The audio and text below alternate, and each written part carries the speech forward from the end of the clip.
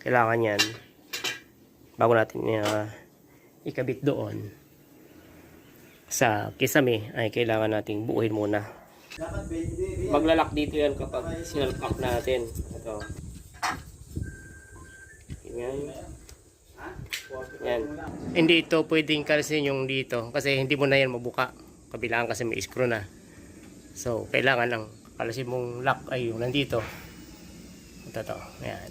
Para itong huhugutin mo. Yan. Okay, try. Okay. Yun. Ay. Hello everyone at welcome back ulit sa aking YouTube channel. So ngayong araw ay meron tayong ikakabit na LED panel light. Yan. So tinanggal natin yung isang ilaw dito. Ang gusto ng client natin ay lagyan siya nitong LED panel lights. Ito ay 24 watts. So dati meron na itong ganung ilaw. So tinanggal natin yon at doon na natin siya nilagay. Yan. Pinagpalit na natin itong ito. So palit natin to dyan. So ito guys, pwede itong nakalubog sa kisame ng pag-mount at pwede rin ito naka ano lang, surface mounted. So ito yung kanyang frame para mailagay natin. So bubuuhin lang to. Ito yung sa gilid, yan. Itong butas na to, yan yung pag-i-screwhan para dun sa kisame. Yan, para kumapit sa kisame. So bago natin ikabit to, so ito kailangan may lagay muna natin sa kisame. So kailangan buuhin ko yan para pag i-screw ko siya dun sa kisame, saktong-sakto siya na nakapwesto doon para ito paglagay natin, ito paglagay ko hindi siya maluwag or hindi siya kipot kasi pwedeng ito kasi kipot or hindi tutubid or hindi ito kakasya kung hiwa-hiwalay natin ito ikakabit. Kailangan yan bago natin ikabit doon sa kisame ay kailangan nating buuhin muna. So para mailagay naman tong ilaw, kasi di ba bubuuhin ko na to. So para mailagay yung ilaw, magtatanggal tayo ng isa mamaya. So halimbawa naikabit ko na to dito. So magtatanggal ako ng isa mamaya. Tapos ito ilulusot ko na lang to sa gilid dito. So yan. Mamaya pakita natin kung paano tubuhin. So guys, bali ito yan. So yan, yun yung may butas na to. Yan. Ito yung yan. Yan to. Maglalak dito yan kapag sinalpak natin. Ito, ganyan ito. Ito, yan. Susuot lang natin to. Yan. Yan. Tapos, pag kailangan mo namang kalasin yan, tutusukin mo lang to. Pag natusok yan, nakalas na siya ulit. So, sukin natin yan, ganyan. Tapos, hatak. Yan. Magpapantay-pantay yung gilid. Yan, kasi natutulak-tulak lang naman yan. Yan. So, lagay natin, buuhin muna natin to. Yan. Para may kabit ko na dun sa ceiling. Tapos to, isa. So, kakalasin na lang natin yan mamaya. Yung kabila para may lagay natin yung ilaw.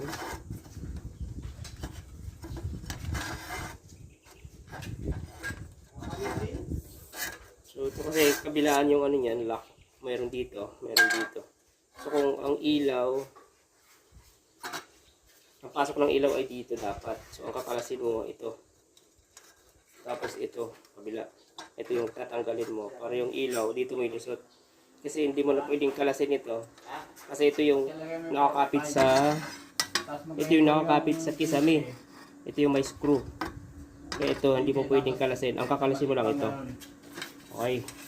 So, buhin muna natin. Tapos, magkalas na lang tayo mamaya para Bali magiging dalawang, may pasok natin yung ilaw. dalawang 15 rito. Okay.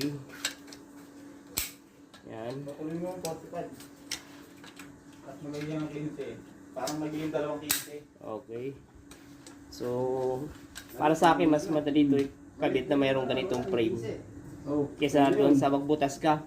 At hindi pwedeng Mas mahirap kasi mag-lock lagay mo yung maliit. kapag nagano ka dyan, nagbutas. Diretso. Meron din na bibiling lock to, pero Pag nalagay ka, hindi kasi maganda kapag yung lock na nababali. Yung natutupi pataas. Nagkakaroon siya ng gap o kaya awang. Nakikita to. So, mas pabor ako sa ganito. Yan. Saka hindi pa mapubutas yung inyong kisame. Ayan. Okay. So, kabit na natin to. Ako lang pala. Okay. Tayo. Shoutout dyan sa ating mga installer. Tignan natin na ito guys.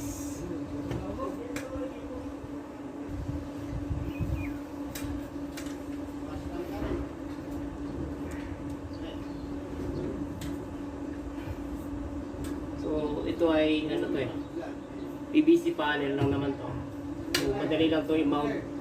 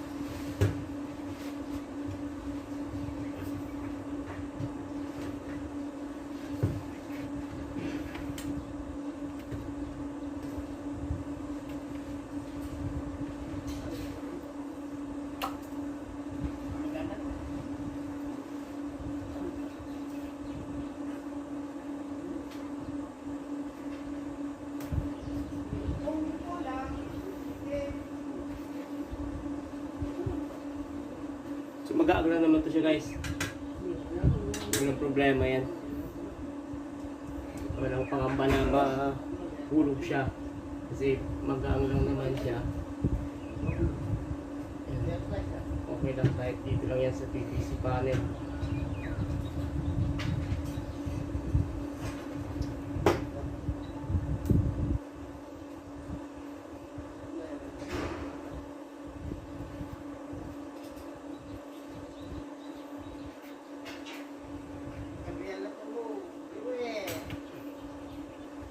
So, inaabot din pala na ano. Metal paring na naabot. So, mas matibay yan.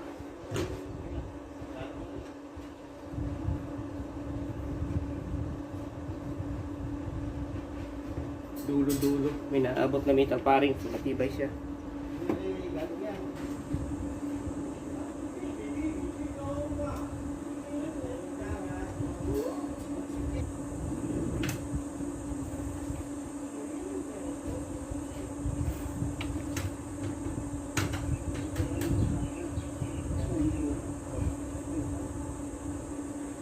Dito natin to naabot yung block ano eh metal paring. Ito natin ang block screw. Matibay yan kapit sa metal paring. Ito natin ang isa.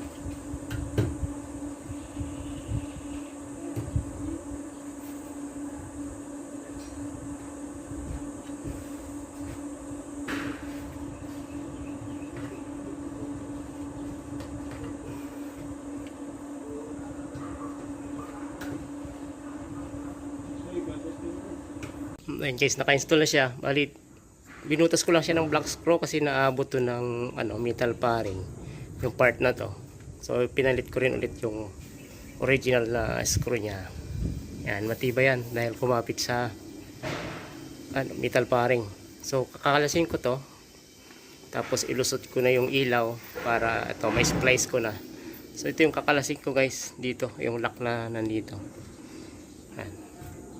Para ito matanggal kasi hindi ito pwedeng kalasin yung dito kasi hindi mo na yan mabuka, kabilaan kasi may screw na.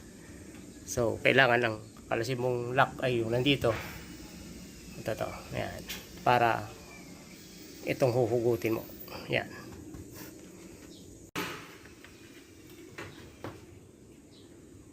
Kalasin natin, yan.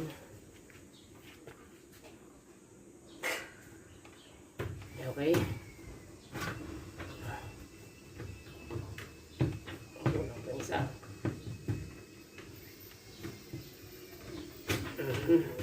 Yan. Tapos na. So, salpak natin yung ilaw. Tingnan natin kung may papasok natin ang swabbing. So, babalatan muna natin itong kanyang wire. Kasi maiksi lang yung kanyang nabalatan. Yan. Ay, make sure lang na yung part na to ay malawak pa yung space para may pasok natin yung ilaw. Okay, try. Okay. Yun. Ay. Yung wire ko, hindi nakalusot. Ayan. Ayan. Okay. Ayan, sagat na. So, splice na natin.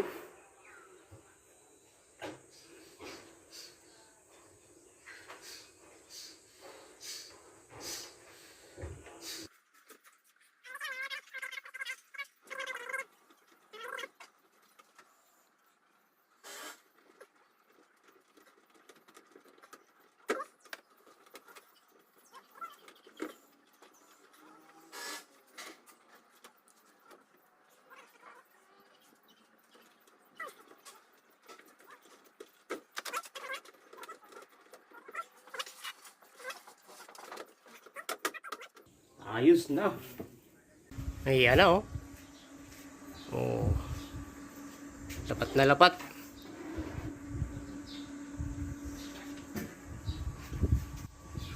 Yun. Maganda itong ganitong PVC panel, oh. Flat na flat siya. So maganda mag-install ng mga ganitong surface type na mga ilaw. Okay, testing natin.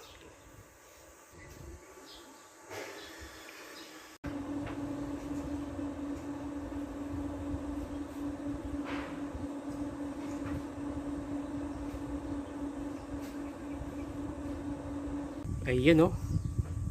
Ayos na. Liwanag yan mamaya pag madilim na yung paligid.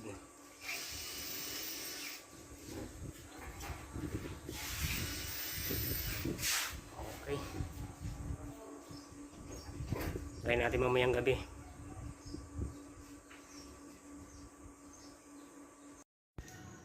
Ayan guys, good evening. Check na natin yung ating in-install kanina na ilaw. Ayan, bali, ayan, pag labas mo dito ng bahay, ayan, maliwanag. Liwanag siya. So yan, oh, liwanag. So ganyan siya kaliwanag guys, pag gabi.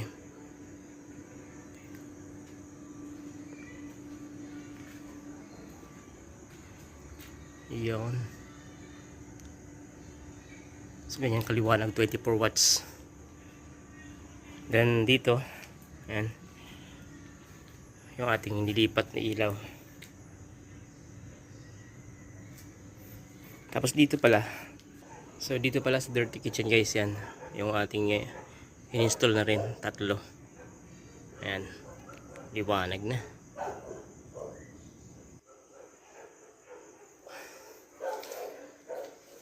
Then meron pa yan dito, Pero tupalo na lang daw ito. Siguro ay gagawin ito kapag nandito na yung owner nakatira.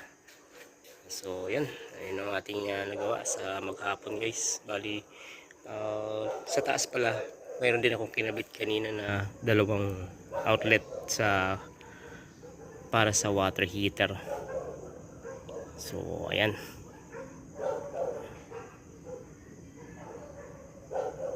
Okay. So maraming salamat guys sa inyong patuloy na pag suporta sa aking YouTube channel. God bless po everyone.